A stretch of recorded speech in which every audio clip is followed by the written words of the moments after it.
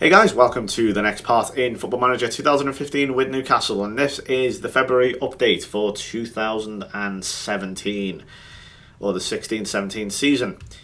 And as you can see, well, there's a spoiler straight away. We're into the knockout round of the Champions League. We're going up against Paris Saint-Germain. Should be very good, but let's have a look at the league table. This is how it stands, and as you can see, it's a bit of a drop from last season. Manchester United have really pushed on. We've dropped and down to 4th. I'll explain why in a moment. Speaking of drops, Arsenal are down in 8th, Liverpool are in 10th, and Everton are in 16th. I don't know what's happened there. And Derby County are up to 6th. Hell, Southampton 7th. Don't know what the hell's happened there. Lee Clark's come in and done an amazing job. Look at that, beating Arsenal 3-1, drawing Man City away. Damn, they're doing well. I can assume it's because of Will Hughes, who must be doing, that Continental and everything. They've got Ricardo Montolivo, Chris Martin's doing a great job up front for them. So, doing really, really well. Let's go over our transfers before anything else, before we go over much other stuff. So, as you can see, I've got rid of a fair few players I kind of regret doing. So, in the summer, just after I left you in the last video, I sold Ryan Taylor for $250,000 to Crawley. Kind of shows the level he was at. He's just too injury prone. I'm a massive fan of Ryan Taylor. I really do like him. He has a future transfer arranged. Wow, so that didn't last long, did it? As you can see, his value's totally gone down. He is just massively injury prone. I think he's got a wonderful left foot on him and he's got a great footballing brain, but he's too injury prone. Far, far too injury prone. And I literally mean every time he starts a game, he gets injured. And I'm not overstating that.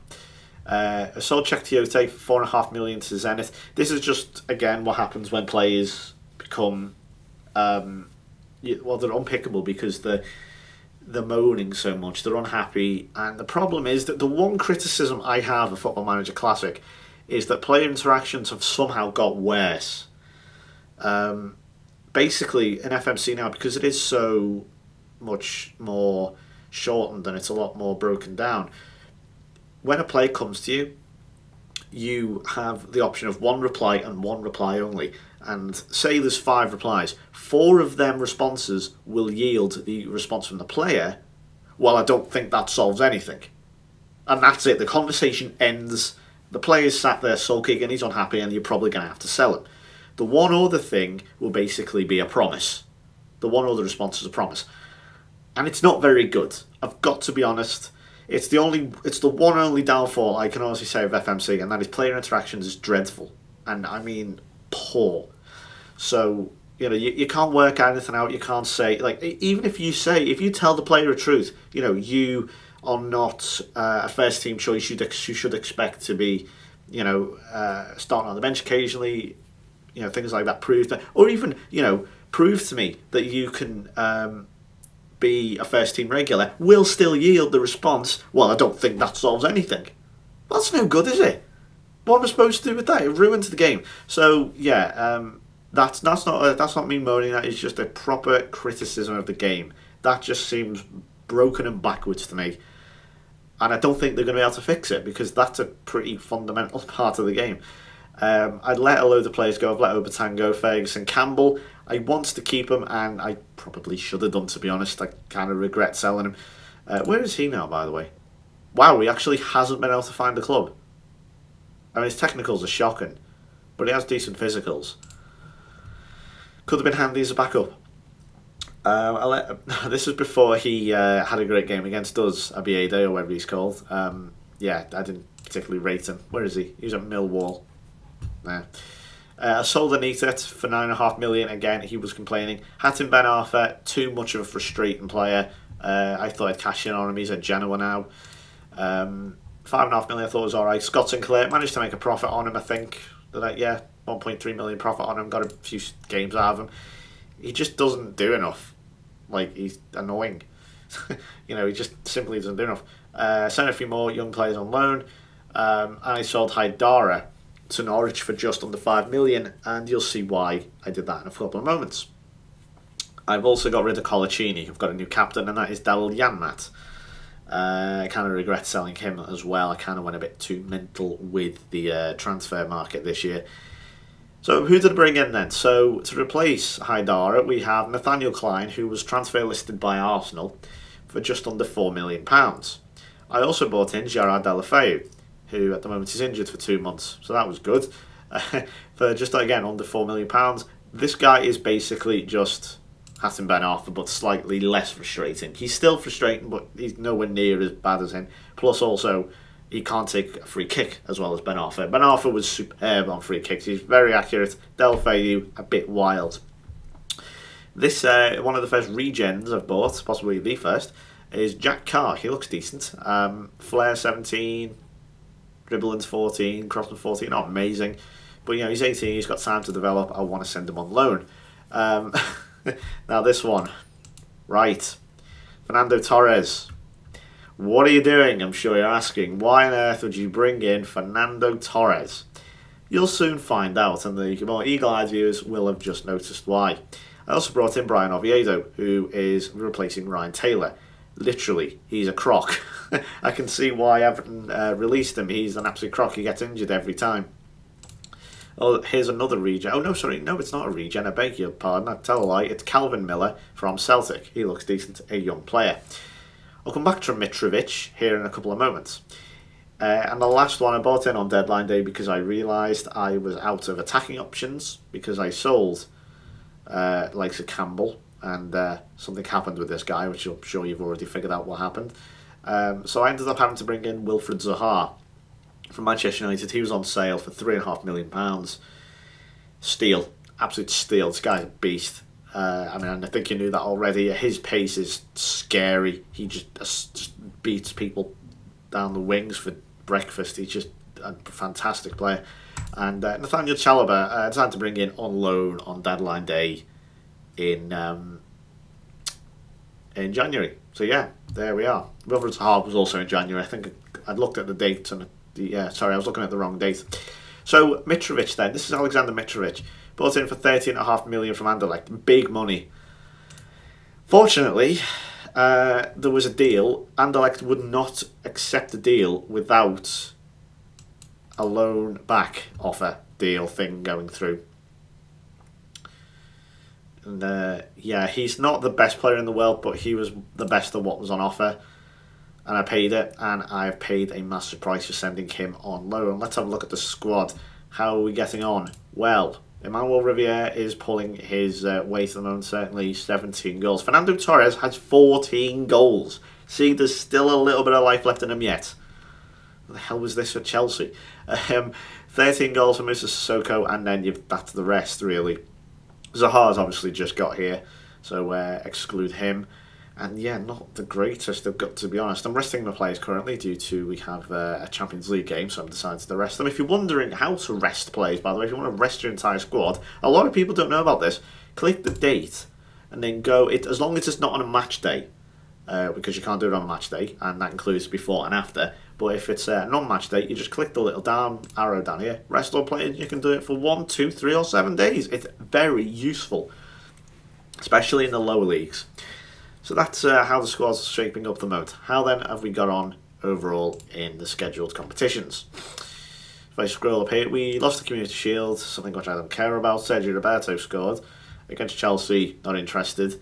We then had a really difficult start, but we did well. 1-1 draw against City at home, Riviere scoring. Torres didn't have the greatest of debuts, but whatever.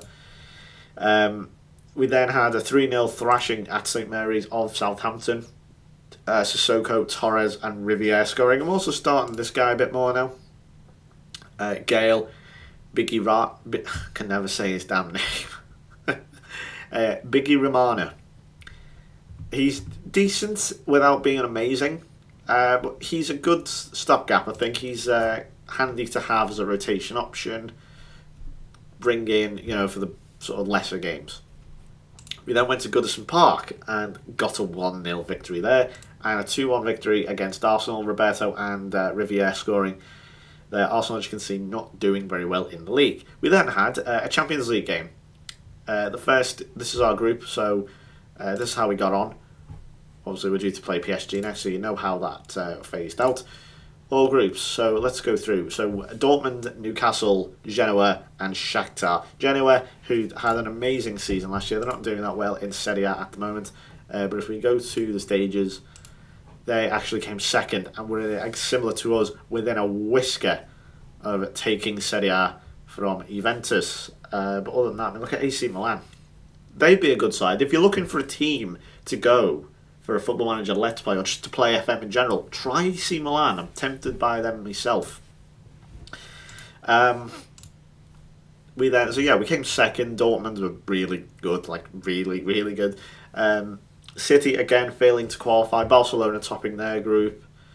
Tottenham, of course, also in the Champions League. They managed to get through along with Bayern Munich.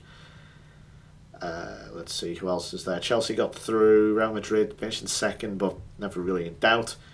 Oh my god. Are you joking? Oh wow, okay. That's a sight I'd never see. Sorry, it keeps coming up. Look at the scoreline at the Bernabeu there.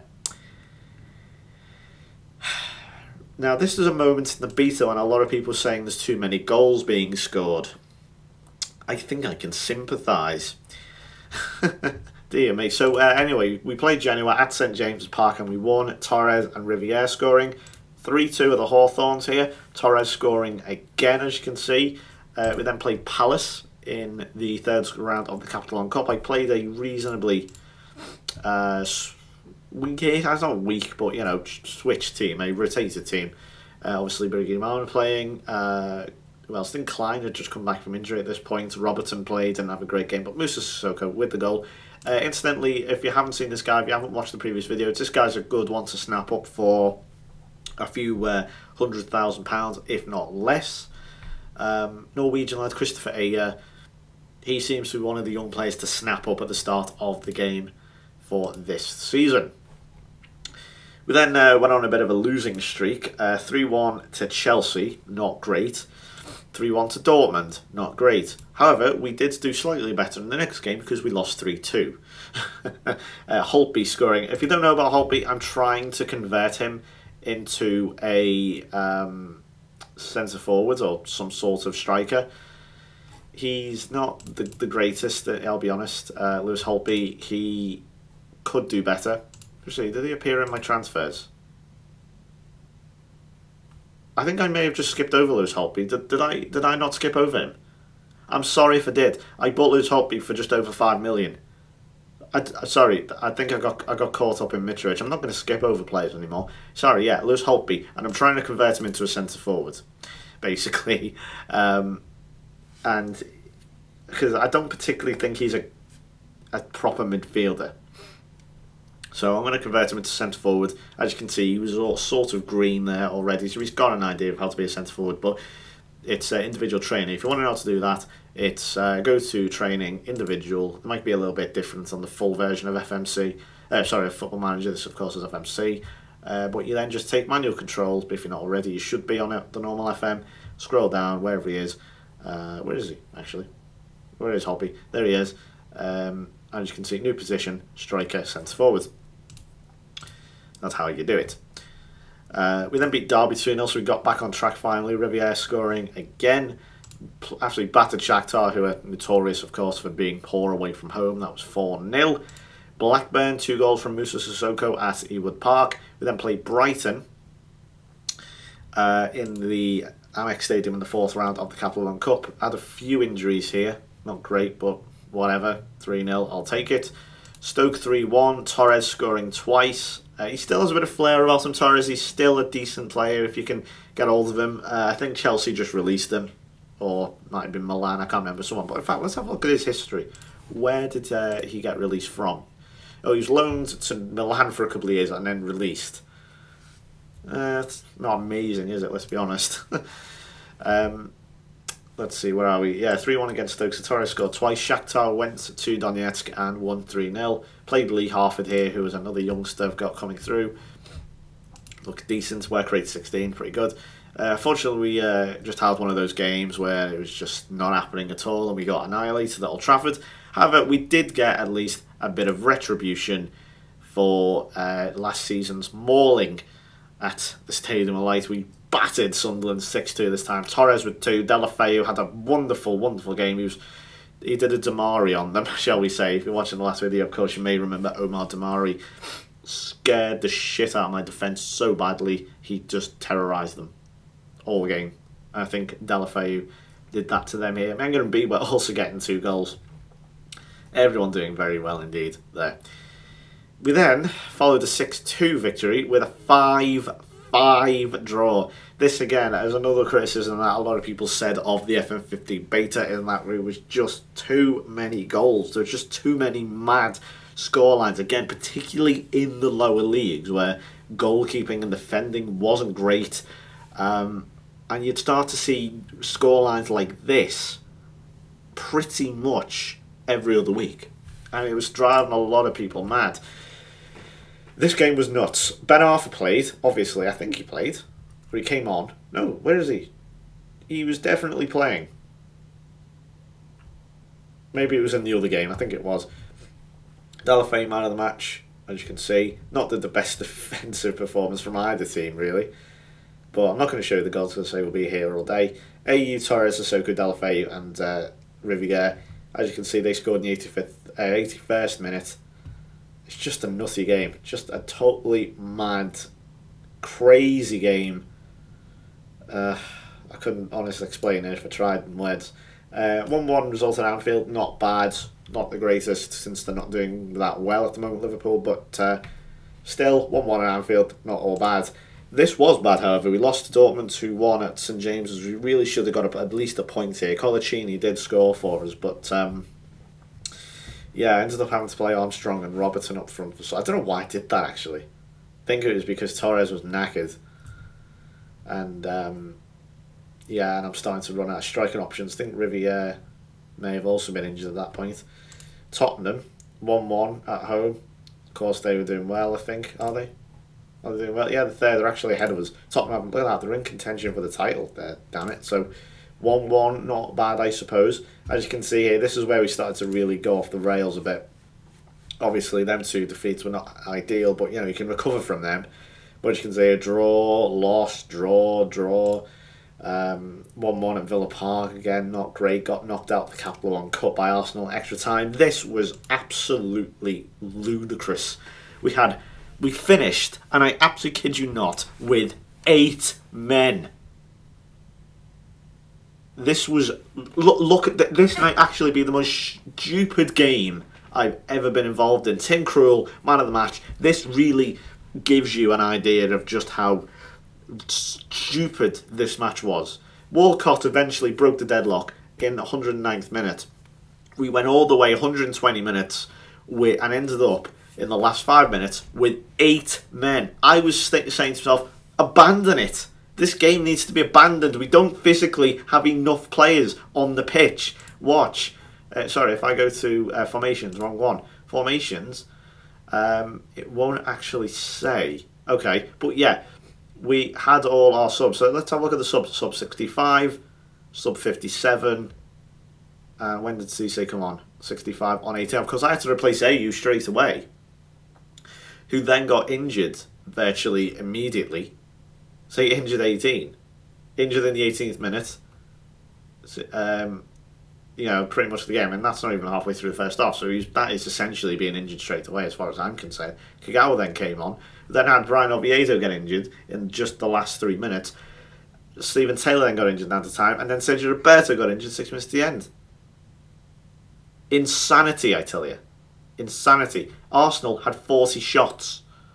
Have you ever seen that number that high before? I haven't. They were actually crap. Just Walcott, just eventually. In fact, I'll show you the goal.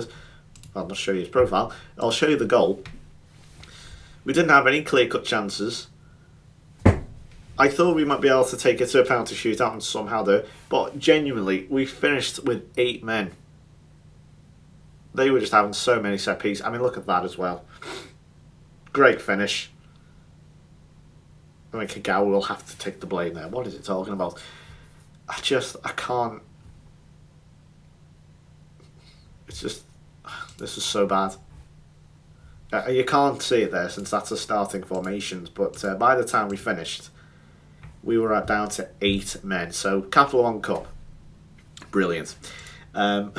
We then got back on track with a 4-2 victory against QPR. Riviere with a hat-trick. 1-0 against Wigan. So not the greatest performance here. As you can see, a lot of poor ratings. But who scored the goals? And say Shinji Kagawa got his one and only goal so far for Newcastle. That is competitive. He has scored in pre-season games before, but he's never scored a competitive goal. Here it is. Not the greatest goal ever, but it's Shinji Kagawa, who sells a ton of shirts. If you ever buy like an Asian player, from Japan, Korea, wherever, they will sell shirts. Like I think he sold like 500,000 shirts. It's ridiculous. And then look at this: 5-3, 5-3. Stephen Taylor scored an own goal there, as you can see in this one. Delafeu went off injured. I think that was him out then for 2 months. This is the Boxing Day fixture. 2-2 away to City. We had 3 away games on the bounce here, so 2-2 away to City is not the worst result in the world. Andre Ayew scoring. We then lost to Aston Villa in the 3rd round of the FA Cup. I wasn't particularly bothered by this, to be honest. But Stephen Taylor had a poor game, although he was sort of injured.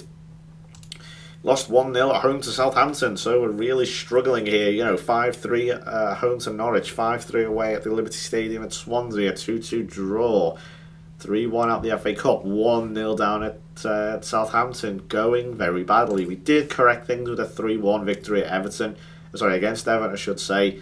Santon scoring, Riviere scoring. And then this is when the game just went mental. I mean, 7 goals here. James Chester scored 2 goals. They scored 3. Riviere Delafeu,